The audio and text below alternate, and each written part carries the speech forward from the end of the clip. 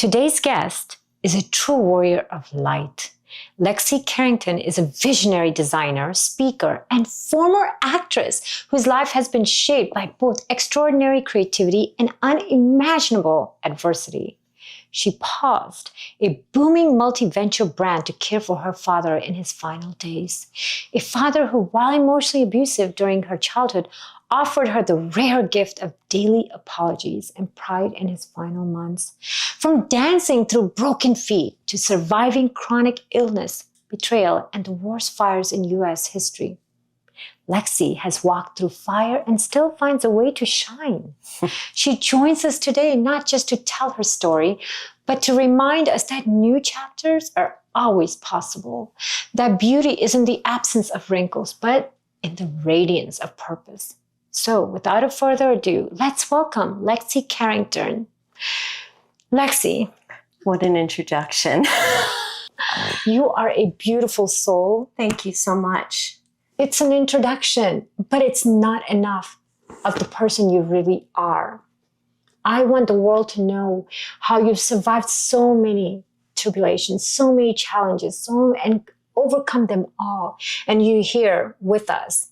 So take us in your journey, and we're just eager to hear everything about this beautiful actress, this beautiful designer. Take us. Well, first of all, again, I just want to thank you so much, for having me here. I think most of my life, my voice was quieted.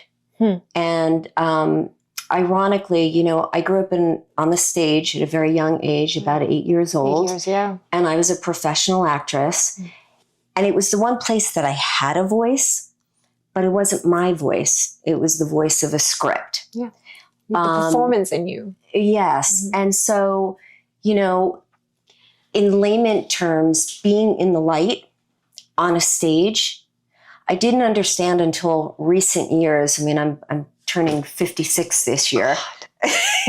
How do you look so beautiful? Thank you. Yeah, after this, I need some tips. I don't think you need any tips. Oh my God, you are so amazing. Please continue. Thank you. But I didn't know until recent years that standing in the light as a little girl would be the most important purpose and part of my life moving forward. And in layman terms today, the light kind of represents the light of energy, or whatever people believe in. For me, it was the light of God. And I continued my career up until college time. I worked so hard to get into, it was actually the #2 acting conservatory in the United States. They only take one of 10 women. Wow, that's amazing. And at the time, my mom had said to me, are you going to apply to other colleges? And I said, well, you can't afford NYU and you can't afford Carnegie Mellon. And she said, well, what are you going to do if you don't get in? And I said, there is no not getting in. I'm going to get in. That's beautiful. So I wanted to perfect my craft because most of my childhood was pretty much, I got lucky. The right place, the right time. I think people didn't know what my nationality. It's a blessing. It was a blessing. Given everything else around you. Yes. And nobody knew what my nationality was. And I was also very tiny. So they were able to kind of mold me into different roles. Long story short, I auditioned for the conservatory. I get a call back, but I don't get in. And I called the dean of the department and I said, listen, if it's my looks, I can't really change that. But if it's something that I can work on, he said, well, it's against school policy. Right, to tell. I called him 6 months every week. My name back then was Leslie Merdinger. I've had a couple of name changes, all about manifestation of changing the name. And after 6 months, he said, if you have this kind of perseverance, I'll tell you what the deal is. And I was like, okay. He said, get rid of your Brooklyn accent. I was like, that's it? Yeah. Mother was mother, father. Oh my God. I sounded like Marissa Tomei and my cousin Vinny. You could have done that so long ago. Yeah. So I went through some training very quickly, re-auditioned, get into this dream college. Now I'm going to perfect my career. And what I should share with you is, as a little girl, I was always sick. I learned the show must go on. You don't show the pain. I went on stage with 103 fever. I went on stage with broken bones. That was my home. It was the applause that kept you going. And I didn't have to do anything to get that applause. I never grew up knowing what that felt like. I said, how did these people love me? And I haven't even done anything to garner that. So the stage and film and pageants, it all made me feel good, but it's ego-based. And it's all about ourselves. So I get into this program. Throughout my whole childhood, I'm sick. Went on a family vacation to Egypt as a child, got sick in Egypt, came back to the States. They tested me for parasites. And they had no idea what was wrong with me. Long story short, I got misdiagnosed for late stage Lyme disease. I was pretty much crippled. There wasn't a symptom I didn't have between Bell's palsy and infections every day and joint pain. And you didn't look at me and know I was sick. I mean, my mama would. Internal, yeah. Yeah, but inside. And so I'm in this acting conservatory. And because I'm such a perfectionist, my body finally gave out. I was walking into college with a PICC line of IV drugs for Lyme disease. And basically, after several years of treatment, I was poisoned. Oh my gosh. And I was given 48 hours left to live. So now I'm in a hospital, 48 hours left to live. I've got double pneumonia. And for the first time in my life, turning us back to the light. There were no drugs in my system. I wasn't brought up with faith, but I laid in that hospital bed and I saw the light. It was the light of God. I heard a voice.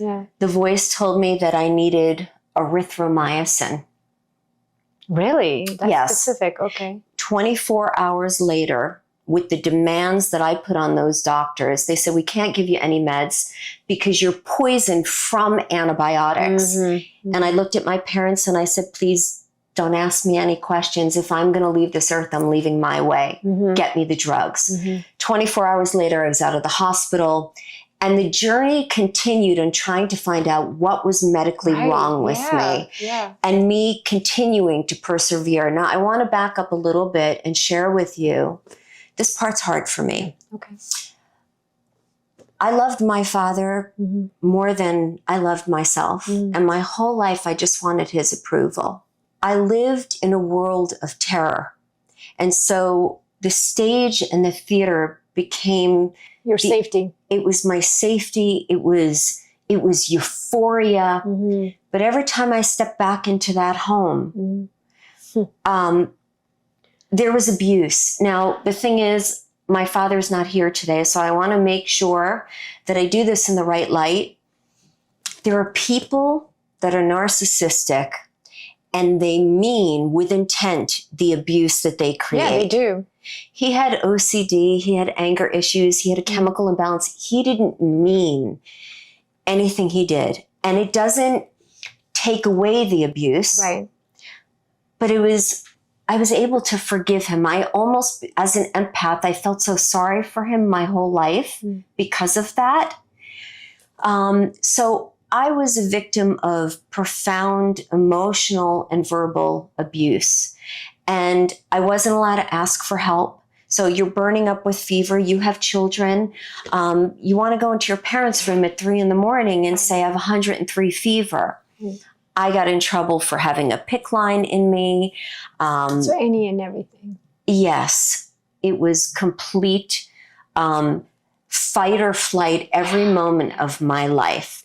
And I would go out there and, I've always told people, fake it till you make it. When you show up at a place today, even a 7-Eleven, and somebody's nasty to you, it doesn't matter what's going on in your world back there. We have a responsibility to pay it forward and to be kind to people. Absolutely. Fast forward, several years ago, my father gets struck with stage 4 glioblastoma brain cancer.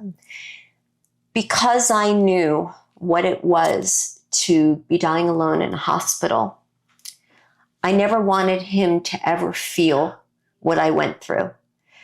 I had a brand. So when I had this parasite, I prayed for a miracle. Once I found God in that hospital, I didn't feel deserving still, but I prayed for a miracle. And I cut a deal with the universe. And I said, if you get me well, I will gift it forward and I will inspire people to live with hope, even though I had no idea at the time how I was going to do it. Mm-hmm. And because I didn't feel like enough, that my voice and my story was enough, I created it in a brand of couture handbags. And so I invested hundreds of thousands of dollars that culminated out of a divorce that I had. I wasn't able to have children in my life. I was grateful to my ex-husband because, you know, he looked great on paper. I mean, it was like George Clooney. I was like, take it all. Take it all.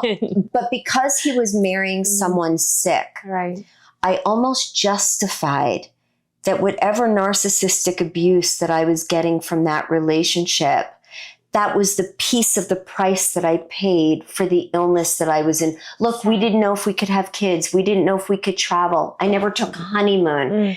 But externally, I was the little girl from Annie that sang, "The sun will come out tomorrow." And my whole life, I manifested dreams of getting well and helping other people and returning to a stage to tell the story. Right. I'm so glad you are. So I built this brand, hundreds of thousands of dollars. I built a brand that the handbags, they're Italian leathers, but they're works of art. And it was culminated for the top 2 to 7% of worldwide wealth. Wow. So that we could give back to sick children.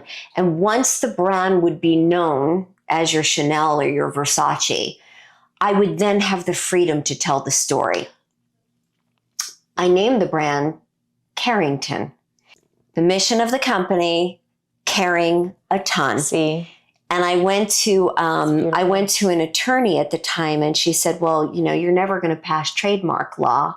With Carington, it's too close to Kardashian. Really? There was a television show in the 80s called Dynasty, Alexis Carington. I had to have the name. I was seeing it on the storefronts. Yeah, it's manifestation and just, you know, it's like the light telling you. Yes. And she said, you can't have it. I said, well, then the business is going to stop here because I have to have the name. Very good. So my mother was the one that said Lay Carington for Lexi, Lay Carington.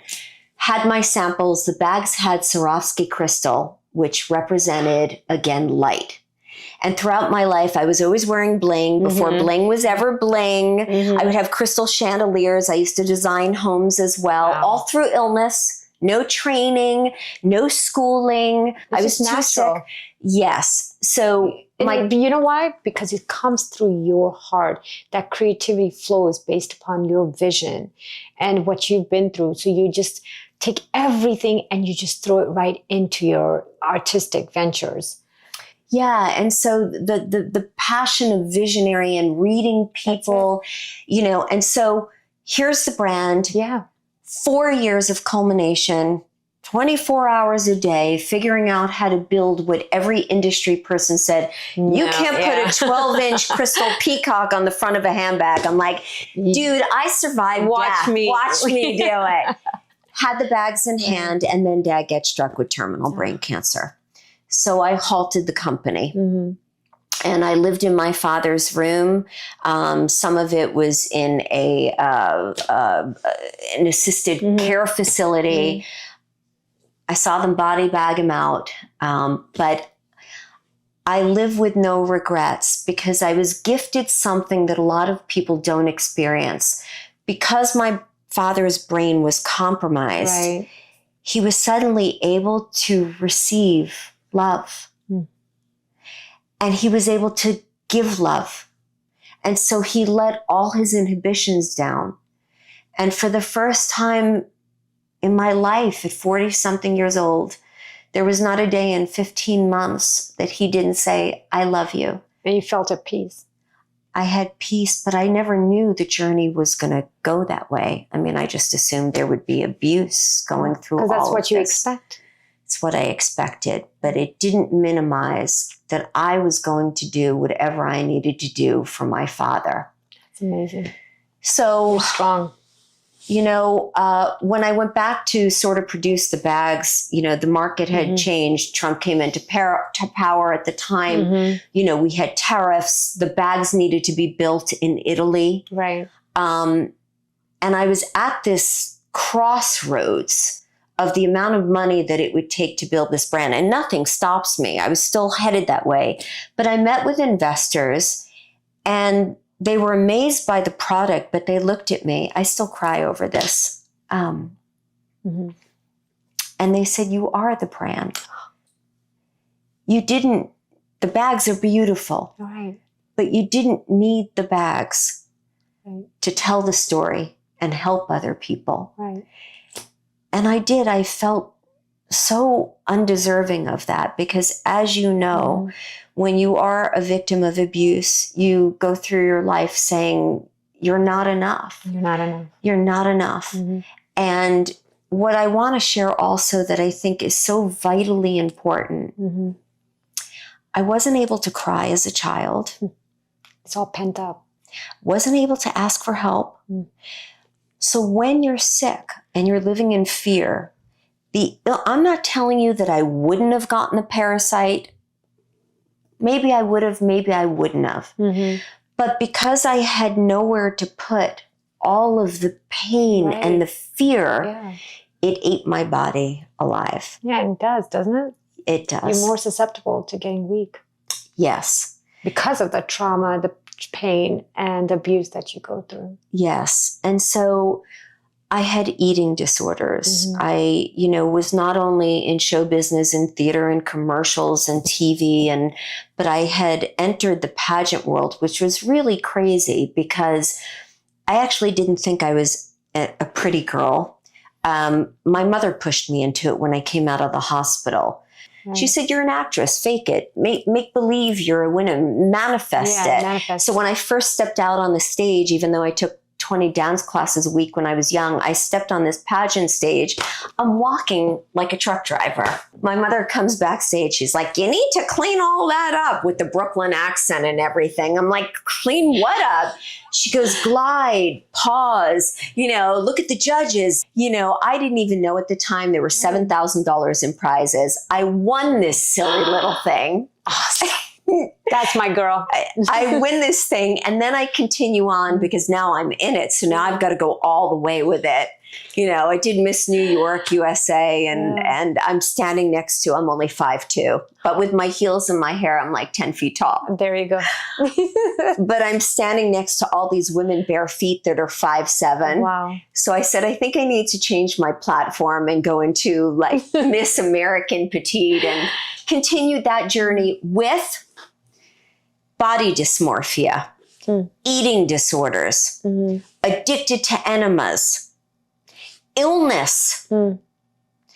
And how do you survive marriage? How do you survive an entire life with never knowing every day of your life if it's going to be your last day?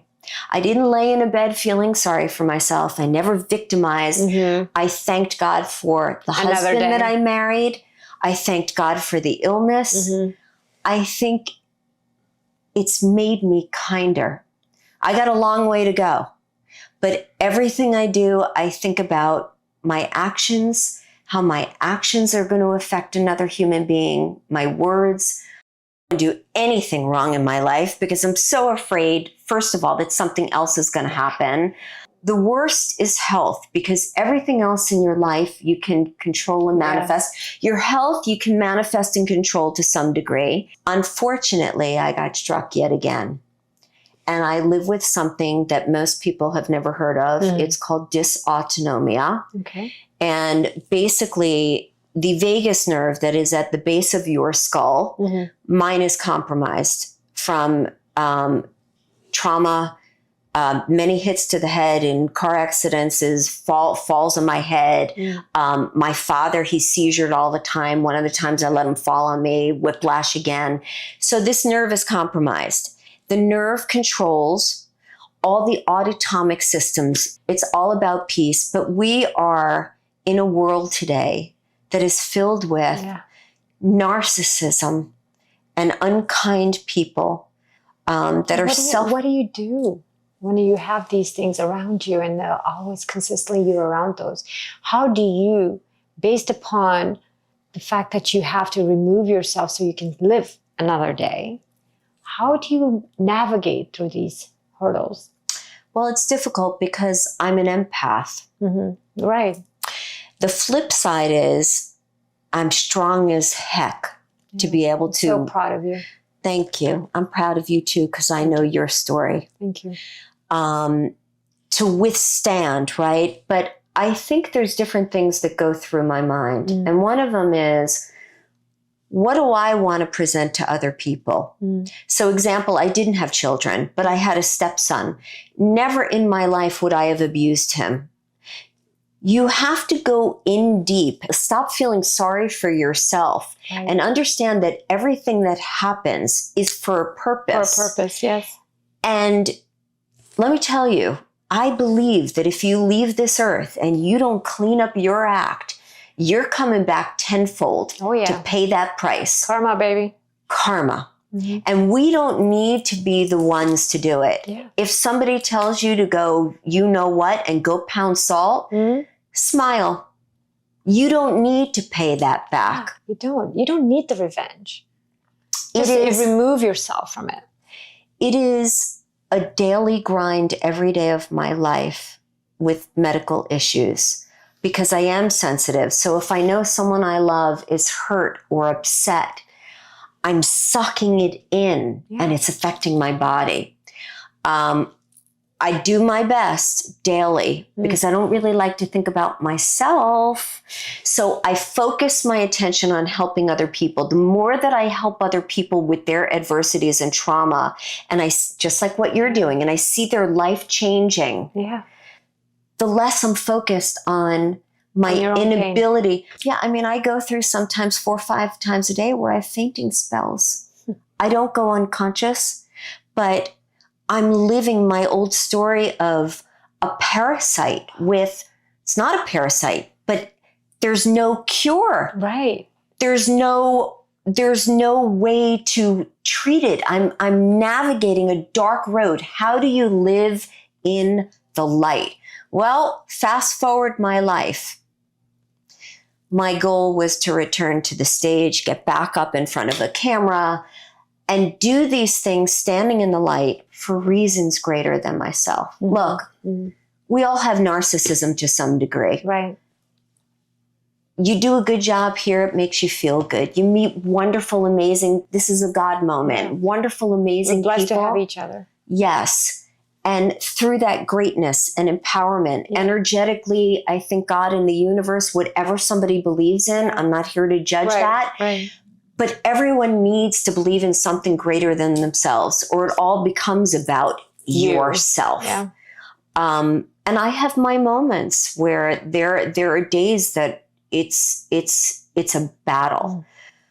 I push through the gym. I push through, trying now to go on vacations. A quick, funny story. So 25 years I couldn't travel. Never took a honeymoon when I was married. And people look at my social media. I dress like I'm well. I put myself out there like. You got to have your game face on. Yes, because your body will start to believe that, right? You fight that every day. Every day. Yeah. So I go to Hawaii with my boyfriend, and it's his dream place. And I'm like, oh my God, 10 hours on a plane. Oh my God, how am I going to do this, right? Like, can we do baby steps? Like, get me on a plane for 2 hours, 10 hours on a plane. Yeah. We're in Hawaii for 3 days.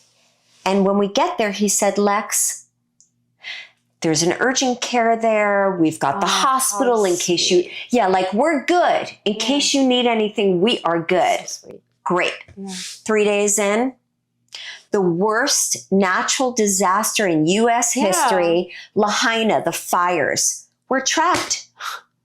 We're trapped. What are the odds, right? What are the odds? Yeah. So it's one adversity in life after another. And even when I was married, I met this gorgeous George Clooney-esque, successful corporate businessman. I was thinking, what's wrong with him that he would marry this 27-year-old girl, excuse my French, can I say it? Yeah. Who's living with a bug up her ass, literally. So I would walk around and say, honey, you married an Egyptian princess with a bug up her ass. You got to turn everything to the best of your ability. You have to have that humor. Yes. Everything is about manifestation. So I was born with the name Leslie Ann Merdinger. And at about 10 years old, I had a manager that legally changed my name. She's like, we can't put out a name like Merdinger. What are you? So she changed it to Leslie Anders on my social security card. I'm getting paid this way.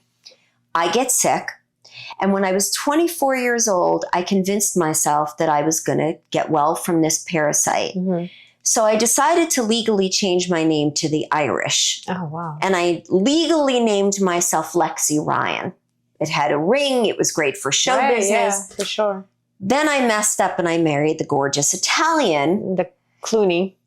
And I looked at his business card when I met him and I went, Lanzalotti? Lexi Lanzalotti. That's a stripper name gone bad.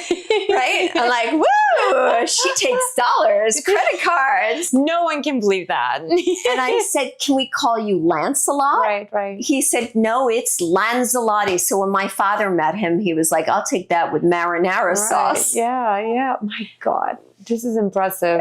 But you went through everything, whether it's the fire, the tsunami, and so forth, and still you forge ahead. And what is it that keeps you going that you haven't shared already? And what are you doing now?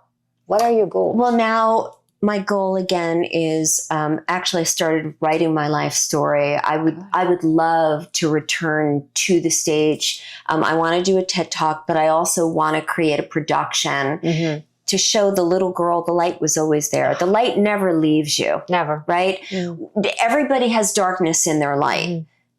Yeah, you have to dig through to find the light. Yeah, for yourself. So predominantly what I'm doing is obviously keeping all toxicity out of my life, surrounding myself with amazing, like-minded people. Yes. I'm living like it's my last day. And obviously, I'm searching for a cure. I'm looking at stem cell and different things. But I get up every day and I push forward. And I'm going to continue to coach people and keep my voice. And are you doing fashion as well? Fashion designing? Or I halted the company. Okay. And it's interesting because people always do ask me, what designer am I wearing? I mean, I've been to a lot of celebrity events and I went to Burlington one day and there was a size 2 gown and I looked at it and I'm a visionary and I went, oh, that's going to fit me. And I went to this event in California and everybody thought it was Versace. Wow. I'm like, it was $125. Yeah, there you go. But because I worry about my health and I'm very conscious about budget and I dress like I'm wearing Chanel. But you should. You should always be on top of what you do. But it's not about whether you paid $5 or $500 or $5,000. No. It's how you carry it. Wherever you're stuck in your life, let's get you unstuck. Beautiful. And that's really the bottom line and, to it. I am so rooting for you for that production and back to your acting because it's needed. We want Lexi to live. I just don't want to play a part anymore. I just want to be on the stage to be myself. And I'm so grateful even for this opportunity. Yeah, this is the start for you. And I never wanted to hurt anybody else, whether it was my father or there have been You've plenty never hurt anyone. You're an empath. And that's the thing. All the empaths think, is it me? Yeah. What could I have done? And let me tell you, you're a beautiful soul who's never hurt a fly. based upon the stories the listeners have been hearing right now and watching, and me knowing your story. You're a beautiful soul who's always going to care for others. So don't ever put yourself down. Yeah. I'm so I guess proud because of you. I'm always a work in progress, that I always leave the And bar. you're a perfectionist. I'm a perfectionist. Yes. And I, like I said, I think it is for me keeping myself accountable Right. to something greater than myself. And so that's that okay. when I slip off course, I kind of, That's okay. You should hold yourself accountable, but just don't think you're at any fault for anyone else's actions. thank you. Thank you. And with that, I want to say thank you for coming. Thank you for Awesome. having me. God bless you. I love you. I love you too. Thank you. And to that, there you have it. Lexi Carington, she is a light in many ways. And thank you for joining the Raz Patel Show. And please follow Lexi Carington and see how well she's doing and reach out to her. If you have any questions, concerns, I'm sure she'll be happy to respond to you. Thank you. Love you guys. Take care. Bye-bye.